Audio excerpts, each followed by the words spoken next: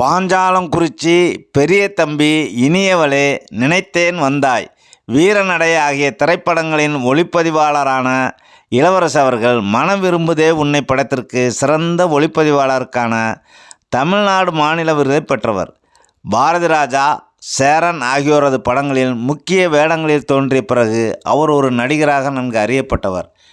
முத்துக்கு முத்தாக என்ற தமிழ் திரைப்படத்திற்காக 2012 சிறந்த துணை நடிகருக்கான ஆனந்த விகடன் சினிமா விருதை வென்றார். ஆட்டோகிராஃப், களவாணி, வேதம் புதிது, தவசி, பீஸ்மர், தம்பி, பவானி, லிங்கா, ஜெய்பீம் உள்ளிட்ட தமிழ் படங்களில் நடித்த அவர் 160க்கும் மேற்பட்ட தமிழ் படங்களில் நடித்துள்ளார். பெரும்பாலும் துணை, நகைச்சுவை மற்றும் குணசித்திர நடிகர் இளவரசு அவர்கள் பொன்மனச்செம்மல் எம்ஜிஆர் அவர்கள் குறித்த ஒரு நெகிழ்வான அனுபவத்தை பகிர்ந்துள்ளார். அதனை இப்பதிவில் பார்ப்போம். 1983ஆம் வருடம் ஊட்டியின் தமிழக மாளிகையை சுற்றியுள்ள பகுதியில் படப்பிடிப்பு நடத்துவதற்கு முன்கூட்டியே அனுமதி வாங்கியிருந்ததால் குழுவுடன் சென்றிருந்தோம். அப்போது நான் ஒளிப்பதிவாளரின் 3வது உதவியாளராக இருந்தேன்.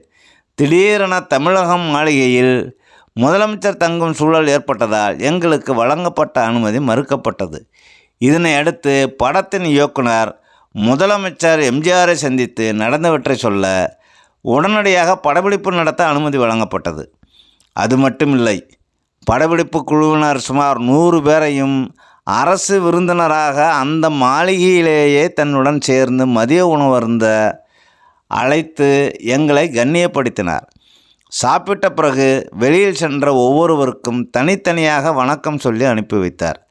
அத்தனை பெரிய உயரத்தில் இருந்த அந்த மாமனிதர் வேறுபாடின்றி படக்குழுவினர் அனைவரையும் விருந்தினராக்கியதை நினைத்தால் இன்றைக்கும் கண்கள் பனிக்கிறது என்கிறார் அந்த பேட்டியில் நடிகர் இளவரசு அவர்கள். தகவல்கள் பிடித்திருந்தால் லைக் செய்யுங்கள், ஷேர் செய்யுங்கள், கமெண்ட் செய்யுங்கள், மறவாமல் சப்ஸ்கிரைப் செய்யுங்கள். மீண்டும் ஒரு நல்லதொரு பதிவு சந்திப்போம். நன்றி.